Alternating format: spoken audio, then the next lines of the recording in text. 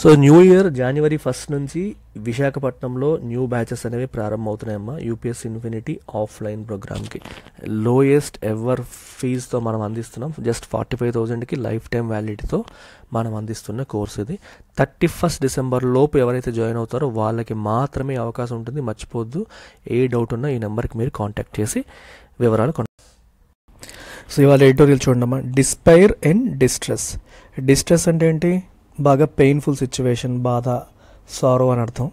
Despair అంటే hopelessness, అంటే ఎటువంటి హోప్ లేని పరిస్థితి అనమాట. అంటే బాగా కష్టాలు ఉండడం వల్ల హోప్లెస్ సిచ్యువేషన్లో వెళ్ళి డెస్పరేట్ మెజర్స్ తీసుకుంటున్నారు కొంతమంది. అంటే ఇండియాలో ఏ పరిస్థితులు బాగాలేక ఎలా బతకాలో తెలియక వేరే దేశాలకి ఇల్లీగల్గా ఎంటర్ అయిపోతున్నారు అనే దాని గురించి ఆర్టికల్ రాశారు. The farming crisis is forcing youths to take illegal migration. అంటే వ్యవసాయంలో సరైన ఇన్కమ్ లేకపోవడం వల్ల, డబ్బులు లేక, పేదరికాన్ని తట్టుకోలేక వాళ్ళందరూ కూడా యూత్ జెండగా ఏం చేస్తున్నారు, ఇల్లీగల్గా వేరే కంట్రీస్లో ఎంటర్ అవుతున్నారు అనేది ఇక్కడ రాస్తున్నారు. In a world where the movement of labour is curtailed and restricted, it is no surprise that people affected by distress in their homeland seek opportunities in the developed world despite the enormous risk during their journeys. So in a world where the movement of labor is curtailed అంటే controlled, restricted. ఎందుకు restricted? ఒక దేశం నుంచి ఇంకో దేశానికి వెళ్ళాలంటే ఏం చేయాలి? వీసాలు తీసుకోవాలి. ఊరికే ఎంటర్ అయిపోవడానికి కుదరదు. సో మనం అక్కడ పని చేయాలన్నా, ఏం చేయాలన్నా వీసాలు, ప్రొసీజర్లు చాలా ఎక్కువ ఉంటాయి కదా. మరి ఇలాంటి టైంలో it is no surprise that people affected by distress అని అర్థం ఏంటి? ఈ సఫరింగ్, ఈ పెయిన్తో ఎవరైతే ఎఫెక్ట్ అయ్యారో వీళ్ళందరూ వాళ్ళ హోమ్ల్యాండ్స్లో సఫర్ అవుతున్న వీళ్ళందరూ they seek opportunities in the developed world despite the enormous risk during they journeys. వాళ్ళ జర్నీస్లో ఎన్ని రిస్కులు ఉన్నప్పటికీ కూడా వాళ్ళు డెవలప్ వరల్డ్లో ఆపర్చునిటీస్ వెతుక్కుంటున్నారు. అంటే మన దేశంలో ఎలా బతకాలో తెలియక, ఇక్కడ ఇన్కమ్ లేక సఫర్ అవుతున్న వాళ్ళు కొంచెం డెవలప్ అయిన ప్రపంచంలో ఏదో ఒక పని చేసుకుని బతకొచ్చులే అని చెప్పేసి ఆ కంట్రీస్లో ఎలాగోలా ఎంటర్ అయ్యే ప్రయత్నాలు వాళ్ళు చేస్తున్నారు. ఈ జర్నీలో ఎన్ని రిస్కులు ఉన్నా వాళ్ళు పట్టించుకోవట్లేదు. The recent episode of the forced return of 303 Indians who were detained at a French airport is suspected to be another such instance or worse, trafficking. రీసెంట్గా ఏమైందంటే ఒక ఫ్రెంచ్ ఎయిర్పోర్ట్లో 303 మంది ఇండియన్ సిటిజన్స్ని డీటైన్ చేశారు. డీటైన్ చేయడం అంటే వాళ్ళ మూమెంట్ని రెస్ట్రిక్ట్ చేయడం, బంధించారనమాట, అంటే ఆపేశారు. సో అంటే వీళ్ళకి సరైన వీసా, పాస్పోర్ట్ ఇట్లాంటివి లేకపోవడం వల్ల వాళ్ళు ఆపి వెనక్కి పంపించడానికి ప్రయత్నం చేయడం అనేది జరిగింది. So it is suspected to be another such incident. అర్థం ఏంటి? ఇక్కడ సరైన బతుకు లేక అలా వేరే కంట్రీలు ఇల్లీగల్గా ఎంటర్ అయిపోయి అక్కడ బతికేద్దాం అనే ప్రయత్నం చేసిన ఒక ఇన్సిడెంట్గా మనం చెప్పొచ్చు. Or worse trafficking, or it could be and instance of human trafficking. Drug trafficking వినుంటారు కదమ్మా మీకు. ఇల్లీగల్గా మనుషుల్ని పంపించడం, ట్రేడ్ చేయడం, మీకు దుబాయ్కి అమ్మాయిల్ని పంపించేయడం, ఇట్లాంటివి మనం చూస్తూ ఉంటాం. ఈ వరుణ్ డాక్టర్ సినిమాలో కూడా మీరు చూస్తుంటారు. చిన్నపిల్లల్ని, అమ్మాయిల్ని ట్రేడ్ చేస్తుంటారు, కిడ్నాప్ చేసేసి పంపించేస్తారు. దాన్ని మనం ట్రాఫికింగ్ అంటాం. About 20 of them sought asylum in France. ఈ 303లో ఒక 20 మంది మాకు ఫ్రాన్స్లోనే ఆశ్రయం కల్పించిన, అసైలం అంటే శరణాలయం, మాకు ఆశ్రయం కల్పించండి అని చెప్పి అడిగారు. While the rest return to Mumbai on Tuesday. మిగిలిన వాళ్ళు ముంబైకి వచ్చేసారు ట్యూస్డే రోజు. However it is well known now that an alarming number of Indians, nearly 1 lakh and 5 times the number in the previous year, attempted to enter the US between October 2022 and September this year, according to US Customs and Border Protection data.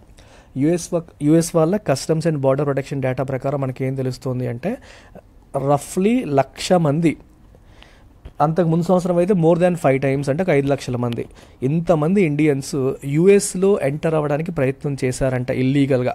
October 2022 September ఈ సంవత్సరం మధ్యలో, అంటే ఈ 1 year పీరియడ్లో రఫ్లీ 1,00,000 మంది యూఎస్లో enter అయ్యే ప్రయత్నం చేశారనేది మనకి US customs and border protection data ద్వారా మనకు తెలుస్తుంది.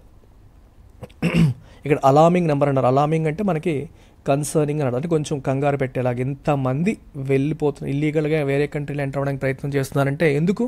వాళ్ళు ఎక్కడ సఫర్ అవుతున్నారు అని అర్థం అనమాట. More than half these attempts were through the heavily guarded Mexican borders. ఇందులో సగం మంది మెక్సికన్ బార్డర్ ద్వారా ఎంటర్ అవ్వడానికి ప్రయత్నం చేశారు. And Mexican borders heavily guarded, అంటే ఫుల్ ప్రొటెక్షన్, బార్డర్ ఆర్మీతో ఫుల్గా ప్రొటెక్షన్ ఉన్న అలాంటి ఏరియా ద్వారా ఒక 50,000 మంది వెళ్ళడానికి ప్రయత్నం చేశారు. With the rest being attempts to use the sparsely manned Canadian border. ఇంకొక మిగిలిన వాళ్ళు కెనడియన్ బార్డర్ ద్వారా ఎంటర్ అవ్వడానికి ప్రయత్నం చేశారు. స్పేర్స్లీ అంటే తక్కువగా, మ్యాండ్ అంటే అక్కడ మ్యాన్ పవర్ తక్కువ ఉన్నారు, అక్కడ ఎక్కువ మంది ఆర్మీ వాళ్ళని మోహరించలేదు, డిప్లాయ్ చేయలేదు. అట్లాంటి ప్లేస్ నుంచి ఒక 50,000 మంది, అలాగే ఇంకొక 50,000 మంది మనకి రఫ్లీ మెక్సికన్ బార్డర్లో ఆర్మీ వాళ్ళు ఎక్కువ ఉన్నప్పటికీ కూడా దాని ద్వారా వెళ్ళే ప్రయత్నం చేశారు. The rise of Indians risking the rather treacherous route to enter the US through Mexico came to light when a 6-year-old girl from Punjab was found dead in Arizona desert in June 2019. 2019 జూన్లో Arizona డెజర్ట్లో మనకి పంజాబ్కి చెందిన 6 సంవత్సరాల ఒక అమ్మాయి చనిపోయి కనిపించింది. ఎలా వచ్చింది? ఇల్లీగల్గా మెక్సికో నుంచి ఎంటర్ అవడానికి ప్రయత్నం చేసి ఈ ప్రయాణంలో అమ్మాయి చనిపోయింది అనమాట. సో అప్పుడు అర్థమైంది ఇంతమంది మెక్సికో నుంచి ఇల్లీగల్గా ఎంటర్ అయిపోతున్నారు. ట్రెచరస్ అంటే డేంజరస్. ఇలాంటి డేంజరస్ రూట్ ద్వారా కూడా ఎంటర్ అవ్వడానికి మన ఇండియన్స్ చాలామంది ప్రయత్నం చేస్తున్నారు అనేది ఇట్ కేమ్ టు లైట్ అంటే అర్థం ఏంటి? ఆ టైంలో అది బయటికి తెలిసింది. ఓకేనా, అది బయటికి తెలిసిందని చెప్పి మనకి అర్థం. సో ట్రెచరస్కి మనకి 2-3 మీనింగ్స్ ఉన్నాయి. ఒకటి డిసెప్షన్ అంటే మోసపూరితమైన, రెండోది డేంజరస్. ఇక్కడ డేంజరస్ అనేది మనకి ఫిట్ అవుతుంది. This was about 9 months before the COVID-19 pandemic, which led the Trump administration to invoke the rarely used Title 42 of the US Code that deals with public health, empowering border agencies to turn away asylum seekers even without a hearing. So ఇది ఎప్పుడు జరిగింది? 9 months before the COVID-19 pandemic రావడానికి 9 నెలల ముందే ఈ incident జరిగింది. June 2019లో ఇది జరిగింది. దీనివల్ల అప్పుడు ట్రంప్ అడ్మినిస్ట్రేషన్ ఏం చేసింది? Which led the Trump administration. దీనివల్ల ట్రంప్ అడ్మినిస్ట్రేషన్ ఏం చేసింది అంటే ఇట్ ఇన్వోక్డ్ అంటే యూజ్డ్. ఇదేని యూజ్ చేసింది? The rarely use title 42 US కోడ్లో టైటిల్ 42ని యూజ్ చేసింది. ఇది ఆ టైటిల్ 42 దేంతో డీల్ చేస్తుందంటే it deals with public health and empowering border agencies to turn away asylum seeker. So దీనివల్ల ఏమవుతుందంటే బార్డర్ ఏజెన్సీలో ఉన్న బార్డర్ వీళ్ళందరూ కూడా ఎవరైతే అసైలం అంటే మనకి రక్షణ కావాలి, ఆశ్రయం కల్పించమని ఎవరైనా వస్తారో వాళ్ళందరినీ వెనక్కి పంపించే అథారిటీ వాళ్ళకి ఇచ్చేశారు. అసలు పంపించొచ్చా లేదా అనే డిస్కషన్ కూడా లేదు. వాళ్ళని వెనక్కి పంపించేయండి అని చెప్పి వాళ్ళని ఎంపవర్ చేయడం జరిగింది. ఎందుకంటే ఇల్లీగల్గా ఎంతమంది ఎంటర్ అవుతున్నారు అనేసరికి ట్రంప్ వాళ్ళని ఆథరైజ్ చేశారు, ఎంపవర్ చేశారు. మన దేశంలో ఎవరైనా ఎంటర్ అయితే పంపించేసేయండి, మీరు ఇంకా ఎవరి కోసం వెయిట్ చేయక్కర్లేదు, హీరింగ్ కోసం వెయిట్ చేయక్కర్లేదు అని చెప్పారు. ఆఫ్టర్ ద కోవిడ్-19 years and since the Biden administration came to power, కోవిడ్-19 తర్వాత అలాగే బైడెన్ అడ్మినిస్ట్రేషన్ పవర్లోకి వచ్చిన తర్వాత such migration attempts began to steadily rise again. అలాంటి అటెంప్ట్స్ మళ్ళీ మెల్లమెల్లగా పెరగడం అనేది మొదలైంది. అంటే ట్రంప్ హయాంలో స్ట్రిక్ట్ చేసినప్పటికీ మళ్ళీ బైడెన్ వచ్చాక ఆ అటెంప్ట్స్ మైగ్రేట్ అవ్వడానికి, ఆ కంట్రీల్లో ఎంటర్ అవ్వడానికి, వలస ద్వారా ఎంటర్ అవ్వడానికి చేసే ప్రయత్నాలు మళ్ళీ పెరిగాయి. That Indians are willing to take risks and bear enormous difficulties only to become illegal immigrants in the US suggests that they are doing so either in desperation or are being misled.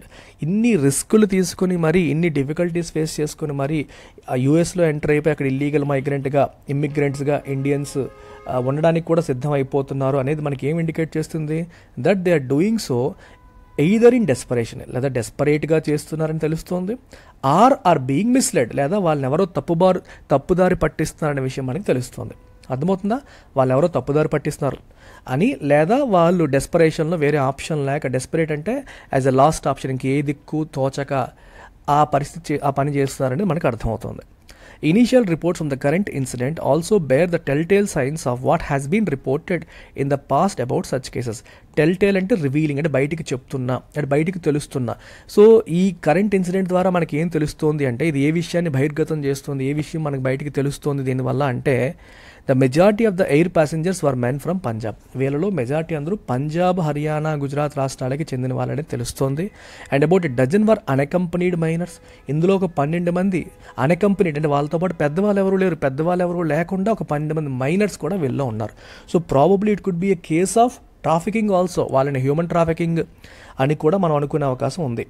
Immediate reasons for such migrations have been cited by some Sikhs as alleged religious persecution. కొంతమంది సిక్కులు ఏమంటున్నారంటే దీనికి కారణం ఏంటి, మీరు ఇంత desperate measures తీసుకొని ఎందుకు వెళ్తున్నారంటే మాకు రిలీజియస్ పర్సిక్యూషన్ జరుగుతోంది, అంటే మతపరంగా మమ్మల్ని హింసిస్తున్నారు, హిందువులు మేము సిక్కులం కాబట్టి మమ్మల్ని హింసిస్తున్నారు, అందువల్ల మేము వెళ్తున్నామని కొంతమంది సిక్కులు అంటున్నారు. While others cited distress in farming. ఇంకా మిగిలిన వాళ్ళు ఏమన్నారంటే సైట్ అంటే టు షో యాజ్ రీజన్, వాళ్ళు కారణంగా దేని చూపుతున్నారంటే ఫార్మింగ్లో డిస్ట్రెస్ అంటే వ్యవసాయంలో పరిస్థితులు బాగాలేవు, అందువల్ల మేము ఇలా రావాల్సి వస్తుందని మిగిలిన వాళ్ళు అంటున్నారు. రిగార్డ్లెస్ ఆఫ్ ద రీజన్స్ ఏదైనప్పటికీ it is time Indian government paid attention to the trafficking rocket. So కారణాలు ఏవైనా సరే ట్రాఫికింగ్ రాకెట్ పైన, ఇల్లీగల్గా మనుషుల్ని రవాణా చేసే వ్యవస్థ పైన ఇండియన్ గవర్నమెంట్ దృష్టి సారించాల్సిన సమయం వచ్చింది. And something that appears to be wide spread especially across parts of rural Punjab and Haryana where gullible people fall prey to tall promises of a better future in the US. యూఎస్లో మీకు మంచి భవిష్యత్తు ఉంటుందని చెప్పిన మాయ మాటలు, ఈ టాల్ ప్రామిసెస్, పెద్ద పెద్ద ప్రామిసులకి నమ్మేసిన గలిబుల్ అంటే ఈజీలీ డిసీబుల్ ఇలాంటి ఈ అమాయకపు జనాలు ఎవరైతే ఉన్నారో వీళ్ళందరూ ఈ మాయ మాటలకి పడిపోతున్నారు. ఫాల్ ప్రేటు అంటే ఆ మాటలకి పడిపోవడం అనమాట, లొంగిపోవడం, దానివల్ల బలైపోవడం అంటాం చూడండి, ఆ రకంగా. ఇది రూరల్ పంజాబ్ మరియు హర్యానాలో చాలా ఎక్కువగా జరుగుతోంది. దీనిపైన దృష్టి సారించాల్సిన సమయం అనేది వచ్చింది అని అర్థం. Their situation has been exacerbated and worsened by the crisis that they face in farming with plummeting incomes. ఫార్మింగ్లో మనకి ఇన్కమ్స్ అనేవి రోజు రోజుకి పడిపోతున్నాయి, ప్లమెట్ అయిపోతున్నాయి. సో దానివల్ల ఫార్మింగ్లో వాళ్ళు క్రైసిస్ ఫేస్ చేస్తున్నారు, డిస్ట్రెస్ ఫేస్ చేస్తున్నారు. ఓకేనా? And over exploited and fragmented farm lands fragment అయిపోయాయి, ముక్కలు అయిపోయాయి ఒక పక్క.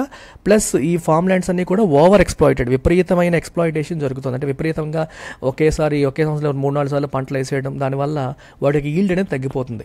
వీటి వల్ల వాళ్ళ పరిస్థితులు ఇంకా దారుణంగా తయారైపోయాయి. A crack down on exploitative middle men in the labour market can only be the beginning. So exploitative middle men, ఈ దళారులు ఎవరైతే ఉంటారో ఈ లేబర్ మార్కెట్లో మనుషుల్ని సప్లై చేస్తారు చూడండి, ఎక్కడో పని జరుగుతుందంటే నేను పంపిస్తానని చెప్పి ఈ లేబర్ మేస్తులు, లేబర్ మార్కెట్లో దళారులు, మిడిల్ మ్యాన్ ఎవరైతే ఉంటారో వాళ్ళపైన క్రాక్ డౌన్ చేయాలి. అంటే ప్రభుత్వం వాళ్ళని అణిచివేసే ప్రయత్నం, అంటే వాళ్ళు చేస్తున్న తప్పుల్ని అణిచివేసే ప్రయత్నం చేయాలి, అటాక్ చేయాలి. That can only be the beginning. అది ఓన్లీ బిగినింగ్, అది దాంతో ఎండ్ అయిపోదు. అట్లీస్ట్ టు బిగిన్ విత్ ఈ ప్రాబ్లమ్ని సార్ట్ అవుట్ చేయాలంటే ఫస్ట్ స్టెప్ కింద మనం చేయాల్సింది ఏంటి, మిడిల్ మ్యాన్ పైన దృష్టి సారించి we have to crack down on them, అంటే we have to attack them అని ఇక్కడ ఫైనల్గా ఆర్టికల్ చెప్తోంది. అంటే ఇల్లీగల్ మైగ్రేషన్, అలాగే ఇల్లీగల్ ట్రాఫికింగ్, వీటి పైన ప్రభుత్వం దృష్టి సారించాలి. చాలామంది ఇండియన్స్ ప్రతి సంవత్సరం కూడా దాని యొక్క పర్యవసానాలు తెలియకుండా వేరే కంట్రీల్లో వీసా ఇలాంటివి లేకుండా ఇల్లీగల్గా ఎంటర్ అయిపోతున్నారు. దానివల్ల ఎంతో ప్రాబ్లమ్స్ ఫేస్ చేయాల్సిన పరిస్థితులు వస్తున్నాయి. ప్రభుత్వం దృష్టి సారించకపోతే ఇది వాళ్ళ ప్రాణాలపై కూడా ఇబ్బంది కలిగించే అవకాశం అనేది ఉంది అనేది మనకి ఫైనల్గా ఈ ఆర్టికల్ ద్వారా తెలుస్తుంది. So new year and year end ఆఫర్లో భాగంగా యూపీఎస్సీ ఇన్ఫినిటీ ఆన్లైన్ ప్రోగ్రామ్ పైన కూడా డీప్ డిస్కౌంట్స్ మనకి రన్ అవుతున్నాయి. 45,000 రూపీస్కే మనకి జిఎస్ ఫౌండేషన్ మొత్తం complete UPSC infinity lifetime వ్యాలిడీతో మీకు వస్తుంది. స్టాండర్డ్గా 60,000 ఉండేది ఫీజు, ఇప్పుడు కేవలం 45,000కే మీకు ఇదంతా లభిస్తుంది. 1 జనవరి నుంచి వీటికి కూడా న్యూ బ్యాచెస్ అనేవి స్టార్ట్ అవుతున్నాయి. 31 డిసెంబర్లోపు ఎవరైతే జాయిన్ అవుతారో వాళ్ళకి మాత్రమే అవకాశం ఉంటుంది. ఏ డౌట్ ఉన్నా ఈ నెంబర్కి మీరు కాంటాక్ట్ చేయండి. Take care, bye.